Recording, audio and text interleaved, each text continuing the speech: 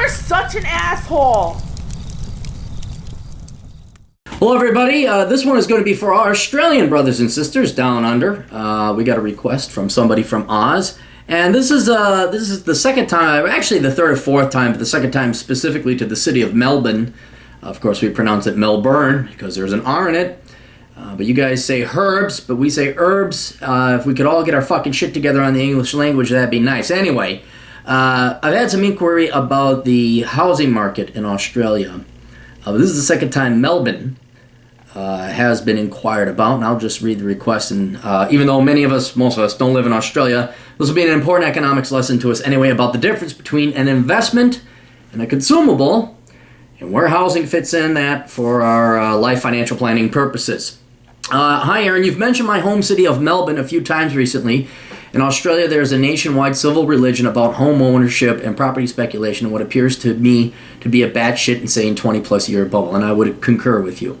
Could I please get an asshole analysis on the housing situation here, and bearing in mind my job is in the CBD, which means Central Business District. Advice on a pathway to an independent minimalist lifestyle here, which will not permanently destroy my financial position or put me into 40-plus years of indentured servitude. I would like a video response, please. Cheers, Chris. All right, so I had done a little bit of research before, about a year ago, and I pulled up some new data to kind of get abreast of the situation. But let's go through, before I talk about numbers and statistics and concepts, let's explain some economic concepts first so we all understand. And ideally, this video would actually, I want this video to be the one that bursts the Australian housing public. Yeah, that guy actually spoke so clearly, people woke the fuck up and got the wool from their eyes, and oh my God, sell my house now. And then I'm the man who threw Australia into its lifelong depression. I just made prices. Never mind, I won't go into that. Anyway, so here's the problem that we face with housing. Is it a consumable or an investment? There's two different asset classes. There are consumables and investments. Now, consumable is, well, here, I'll show you. Consumable is something you consume. Give me a second.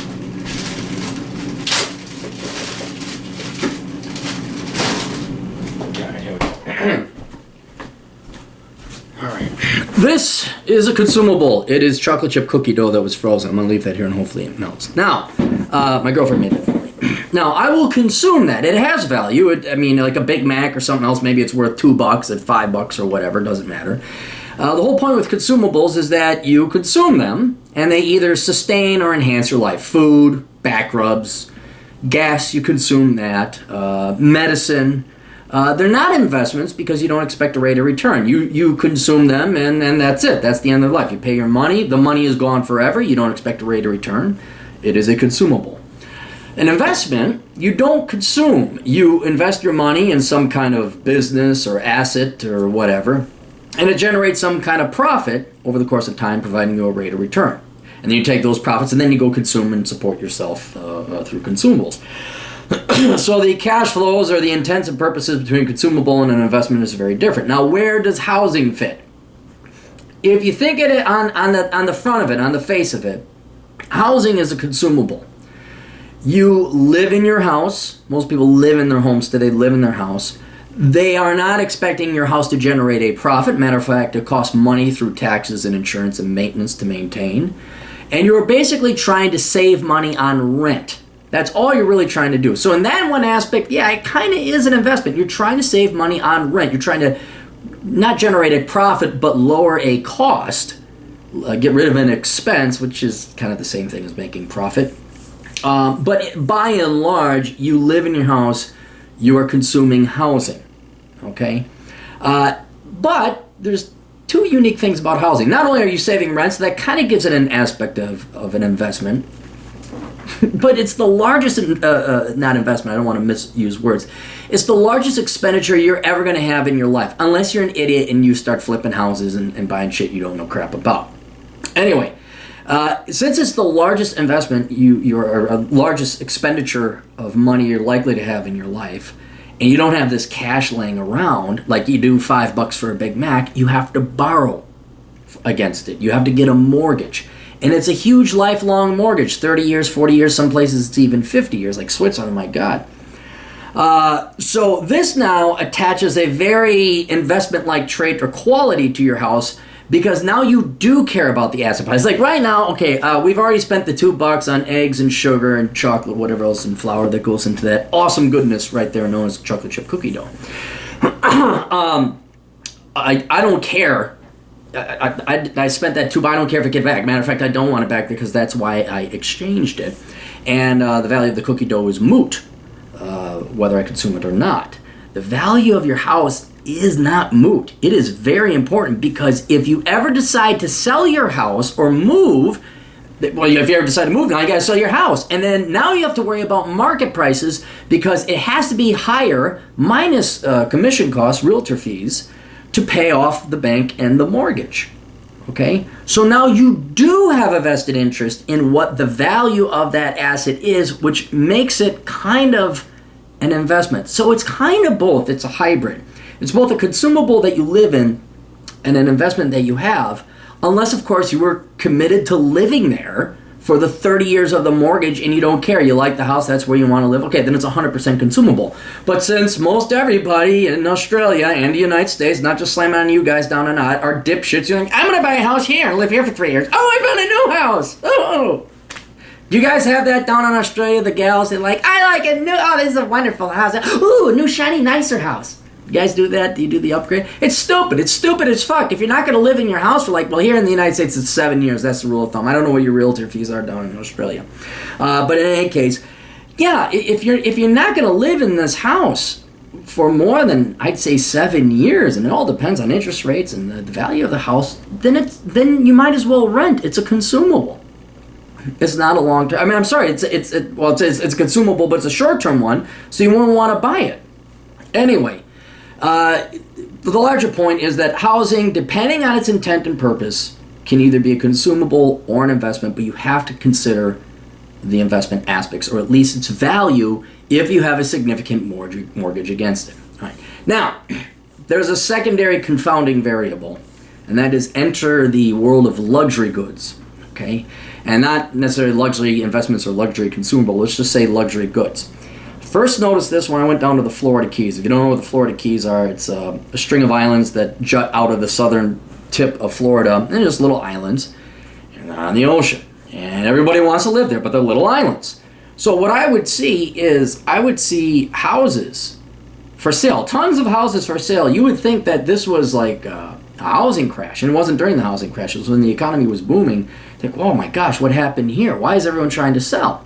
And then you look at the prices, think it's going to be cheap. Oh no, it's not cheap. It's $2.5 million on the low end, $5 million on the average for a pretty average house on the beach. And so it doesn't make sense as an economist. Like, why are, if everyone's trying to sell, why are prices so high? Well, here's the luxury consumable aspect of this phenomenon. Demand to live there is so high, but the ability to afford the prices is so low that you have this constant turnover. Everybody wants to live in the Florida Keys. Everybody wants to live in LA. Everybody wants to live in Melbourne. And it doesn't matter what kind of economic, rent-generating, profit-generating underlying potential there is in these local economies and these properties. People are viewing it as a luxury consumable. I want to look at the beach, and they don't give two flying shits. No trophy wife in the history of trophy wives ever asked, what's the potential rent that we could generate? What's the lost rents we could generate if we decided to rent out the house? They don't ask that. Oh, pretty beach.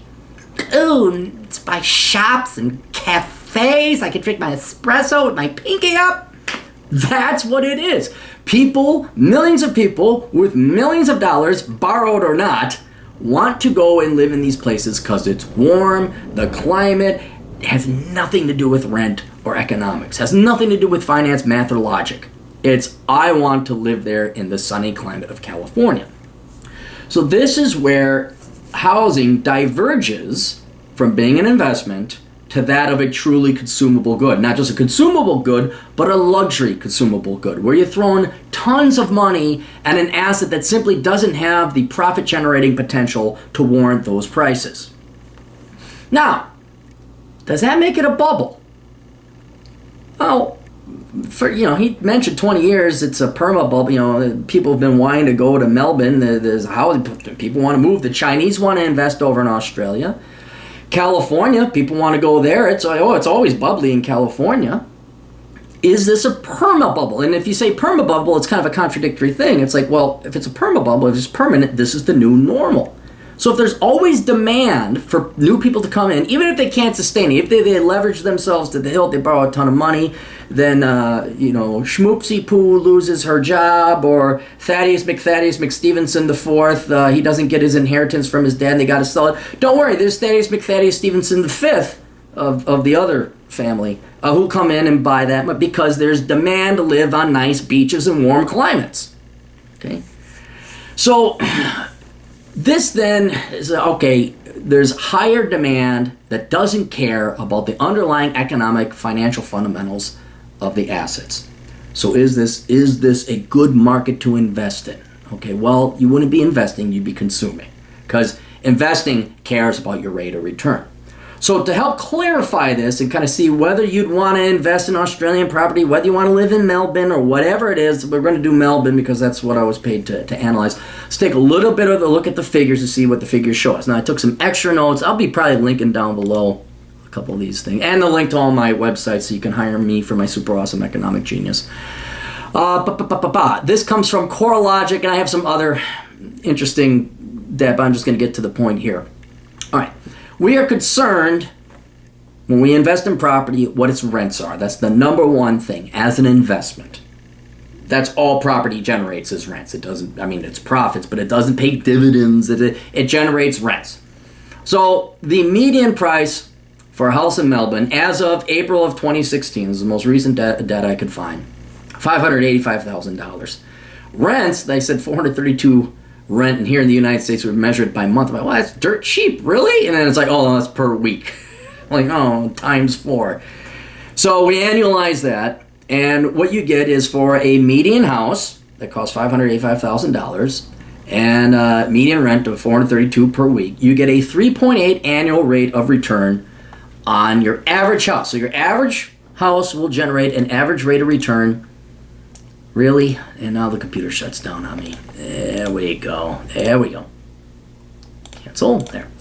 So you have a 3.8% rate of return. Now, does that sound like a lot? That's what you could have, if you remember the olden days, that's pretty low bond, fixed income type of thing. Okay, housing isn't necessarily exciting like stocks. It's not that volatile. Here's the problem. You don't really get 3.8%.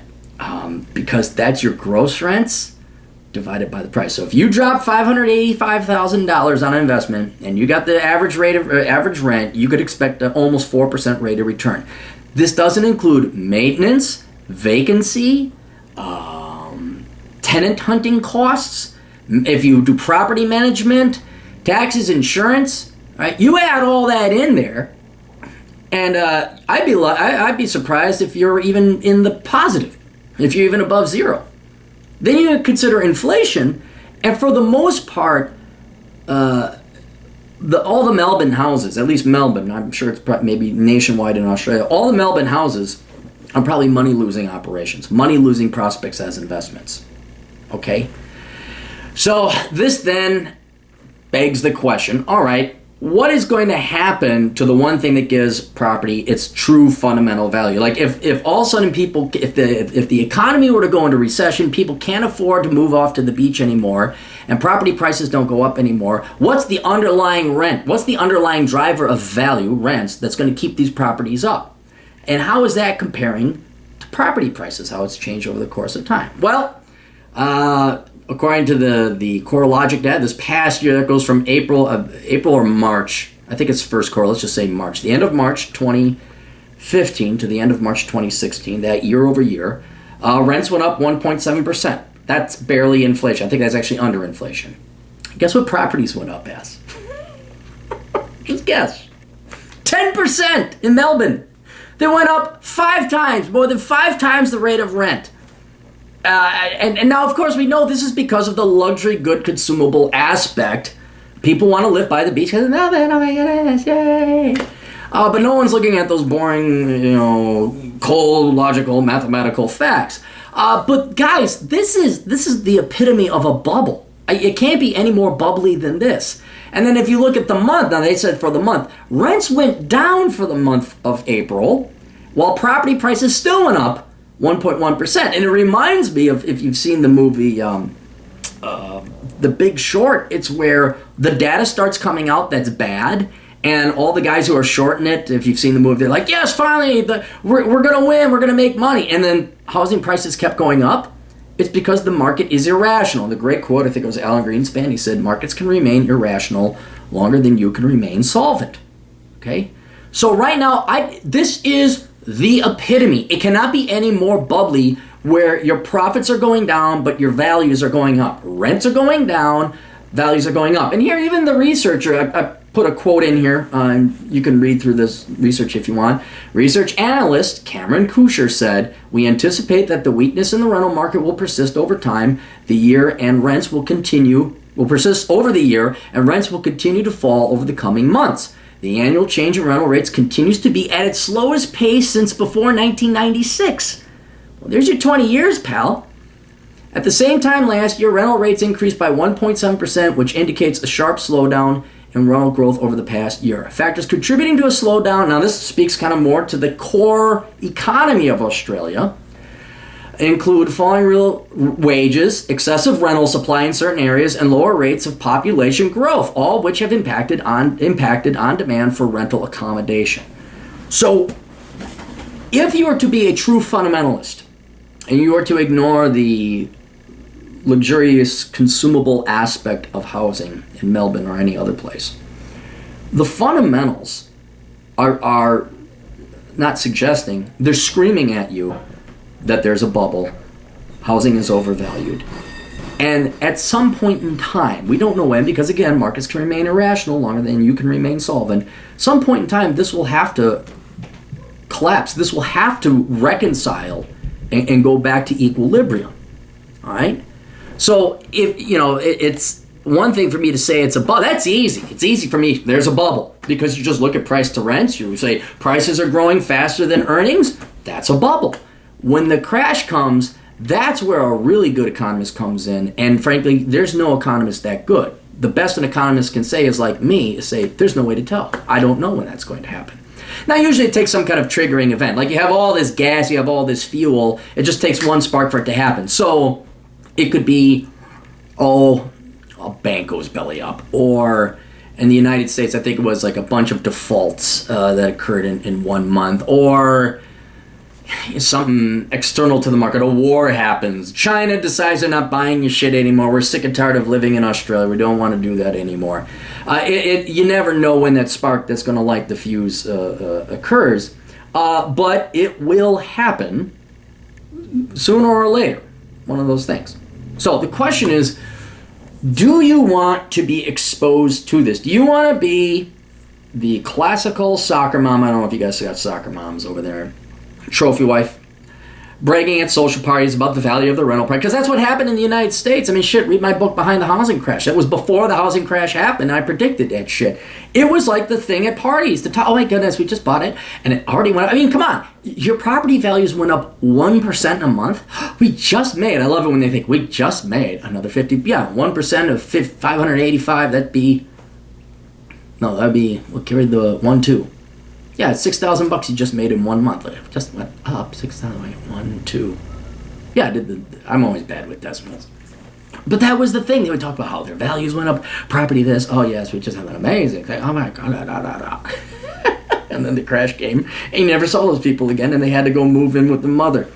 Anyway, where was I going with this? Taking the social, the bubble psychology, the vanity, the hubris, the arrogance, the narcissism that because you have a property bubble, somehow you did something to do it, you personally vest in that, you brag about it. Taking that all out, if you want to be a true economist, as you do, the client, and you say, okay, hey, do I want to buy in here or what? Here's my question to you. What is your long-term goal? There are only really two. Let me go back to my other notes.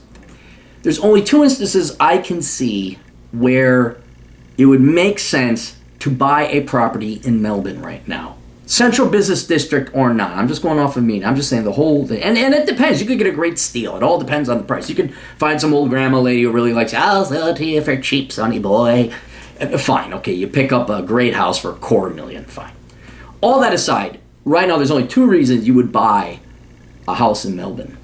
One, you plan on living there long term and you truly do view it as a consumable. You love the house. You can afford the mortgage. Your job is stable. You can afford this inflated mortgage. It's near schools. It's conducive to your life. You and the wife, you and the hubby, you got kids. You like this, whatever. You're like, we are here for at least 15 years. I've found my nirvana. I've found where I truly belong. I've found truly home. Not, ooh, new shiny pony. Okay? Like, ooh, swimming pool. Ooh, 4-car garage. No, this is it. This is where I want to live for at least a decade and a half of my life. Okay, and you can afford it. Cool. Because then you don't care what happens to the price because you're viewing it as a consumable. Right? You want to eat it. Actually, is this not there yet? Nope, not quite defrosted yet. The only other way I could see that you would want to live, and this would speak specifically to the central business district, is if it's conducive to your lifestyle and the wage that you make. Is it worth your labor time? Like, for example, let's say you're a top dog, rich lawyer, and you have to be downtown. At a certain hourly rate, at a certain wage, at a certain income level, your housing almost becomes secondary because if you got to commute, I got to go an hour away to get an affordable house, but I got to drive all the way to the central business district. Okay, that's 2 hours a day of your life. You bill out as a big top dog lawyer at $500 an hour. No, not worth your time. I mean, if you're the type like, it's not worth your time to go grocery shopping because that's how highly compensated you are, then, except for egregiously overpriced properties, you are paying for the luxury to be able to work more efficiently and save your time. So, and then once again, you really wouldn't care what happens to the price of the property. Like, what rent is, well, you guys are paying $452 on average per week. Say, what rent is $1,500 a week? Fine, I don't care. I make so much money. I got it. So either you love the house, you absolutely see yourself there forever, or you are that much of a top dog dude making that much money that the convenience of being able to walk to work, not commute, whatever else, those are the only 2 ways. The rest of you are delusional. You are not going. This is not good. This is not good. And I would get out of your house. I would go to renting immediately. Okay? Because if you're not planning to stay there for a long time, you are now gambling when the irrational exuberance, when the market's irrationality ends and you actually prices come down to where profits and rents legitimately validate those prices. That's what you're doing right now. You're gambling. So if you're the typical, and I'm presuming you're very much like Americans were, coming up on 10 years ago, oh my goodness, what was it? The granite countertops, that was the big, the granite countertops, oh my goodness. And you guys don't have long-term viable, secure employment. You don't plan on living in Melbourne for 10 to 15 years. And you're just there because it's, oh my God, I just want to save on rent. And if you're one of those people, get the fuck out now, cash in your fucking chips while the prices are still high, and then go to renting, right? But for you, specifically to the client, look, if you ain't got no kids, you ain't got no wife, and you got no long-term investments, you just rent. Fucking rent. And here's the reason why. Landlords, it's like, here's exactly what it's like. This is exactly what it's like. I don't know if you guys ever watched Restaurant Impossible. I don't know if you guys got that down there. But it's a show where, was it Gordon Ramsay and the other guy, the big ripped dude. They basically, restaurant turnaround, they go in, and there's all these restaurants, and they're losing money, and these people will cash in the retirement accounts to keep this money-losing operation going. And people are like, oh, you know, that restaurant closed down. It's too bad. It's too sad. I'm like, yeah, you're right. It's too bad. It's too sad. Because if you look at the vast majority of restaurants, they're doing you a charitable service. They are serving you food that's under the price of what it costs to make. They are paying you, subsidizing you to eat their good food. And that's what I love about restaurants, is because the vast majority of them are money-losing operations, which means the owner is actually giving you a little bit of money, his money, to subsidize you eating there. And it's the exact same thing with the vast majority of rentals. Right now, rents, if you look at the rental rates, median houses, median rents, any landlord out there who's buying a property, building a property, and renting it out to you is going to expect to get a 3.8% nominal gross rate of return. You take out property taxes, insurance, blah, blah, blah, blah, blah, blah, blah, and you account for inflation, they're probably paying you a 2% discount. They're subsidizing you by that.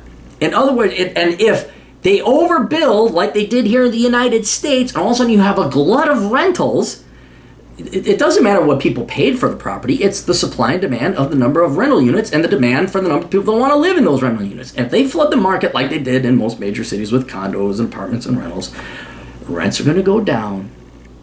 Property values might go up and you get even a bigger bubble. But as rents go down, you're getting cheaper and cheaper and higher subsidies. So these landlords, these property owners who rent out, are doing you renters a great favor. They're allowing you to live in a major metropolitan area with all the amenities and luxuries included, by a beach, right? You guys are right down there in the south, right? If I remember my geography correctly. And at subsidized below cost. It's below cost. You want to be a renter, especially if you have no long-term investments. Socially, family, career, something like that. So if I were you and you're just a single guy, if I were you, which I am, single guy, no kids, I'd find the smallest, dinkiest, cheapest apartment. I go find a place to just crash at somebody's couch, frankly. I become a minimalist, and then you have all the benefits of living a first world, first class lifestyle in one of the hottest cities in the world, with very second world costs, with very low minimalistic costs. So I'm an American, so I always insist on having a vehicle. But if you can have a vehicle and have all your worldly possessions sitting there, if you can have your laptop, some underwears and socks, your suit, whatever, if you could fit it all in one vehicle, you are totally winning, because then you don't need a big palatial estate. Girls and broads, I need the matching sofa with the matching unicorn statue with my stripper pole, and I need the armoire and the display case to display all my Beanie Baby crap that has no value. So I need a flat that's 5,000 square feet in downtown. Well, okay, you are so paying a ton of money. But if you're a minimalist and you have, you can throw everything in a truck. And your trucks are small over there in Australia. We got bigger trucks out here. But okay, an American truck, you fit in a big truck in Australia. You can fit it in there. You get yourself a room. You can fit everything into a room or a studio apartment, studio flat. That's the way to do it. You don't want to have anything to do with investing in Melbourne. It just is not worth it. It's not worth your rate of return. You could get a much higher rate of return, real rate of return, adjusting for inflation and cost, than minus 1%. You could probably get that at your local bank. You can invest in yourself. You can invest in a high dividend paying mutual fund. You can invest in some kind of form of entrepreneurship. You can invest in your education, help generate and increase your wages and salaries and an hour of your time. There are so many other things that a real entrepreneur, a real investor that actually gives a shit about a positive rate of return, there's so much more you could invest in than a piece of property in Melbourne right now. The only reason Melbourne has a property value, the only reason you'd invest, is to gamble on capital gains, is to hope that the larger economy and the Chinese economy keeps growing, that there's enough demand, I'd say even artificial short-term demand, of the luxury consumer class to come in. I want to have a condo over on the beach in Melbourne. You gotta hope that bullshit keeps up, because that's all you're doing is gambling with capital gains. That's it. But if you're a real investor, you look at rates of return, you look at dividend yields, you look at price to rents, you look at rental rates, and you look at it as a percentage of median prices, you want nothing to do with Melbourne. Nothing. Pay off your debt. Shit, right there. There's a risk-free investment. What's your rate of interest on your credit card debts? What's your rate of interest on your car loan? Is it 5, 6, 7%? Pay that off. That's a guaranteed rate of return. There's no risk, because you're not the risk. You're the risk. You're the guy that may not pay it back. But if you got 10 grand in a credit card debt at 6%, you're 10 grand paying off. You get 6%, guaranteed. You just saved yourself 6%, tax free, I might add too. But with the housing market, you don't know where. And then, heaven help you, something goes wrong with you lose your job, like it happened over here in the United States. And now you can't afford, even though that interest rate is 2.5%, it's on a $585,000 property. All of a sudden, you can't afford that minuscule mortgage payment. You're fucked. And then you default, and then other people default, and soon property prices are going down, people panic, and now you got a mortgage that's worth 150% what you can sell your house for. So, ideally, this video would trigger that. Because that'd be pretty freaking cool, huh? Wouldn't it be kind of sweet? Oh my god, YouTuber causes crash in Australia. Most powerful economist ever. Lightning bolts. Fuck you. I hate that, you housing market. That'd be pretty sweet. Anyway, so, no. Do not invest in Melbourne. Do not get a property. Do not, especially if you're saying there's no reason for you to, especially if you're saying you ain't got kids. No, there's no reason for you to have a house. No, you gotta be mobile. You don't need a house. Maybe a very reasonably priced condo. Maybe. You got a base of operations, but God almighty, it's like 2006, 2007. So, anyway. Any other questions for you guys down in Oz? You can go to my website at www.assholeconsulting.com. If you want lies, hire a regular consultant. If you want the truth, hire an asshole. I'm the world's only professional asshole. You can visit my other sites, captaincapitalism.blogspot.com. I got a podcast called The Clary Podcast. You can find that on SoundCloud. And what else? There's Twitter and Facebook and all that other shit. So, sorry to burst your bubble there, Melbourne. Toodles.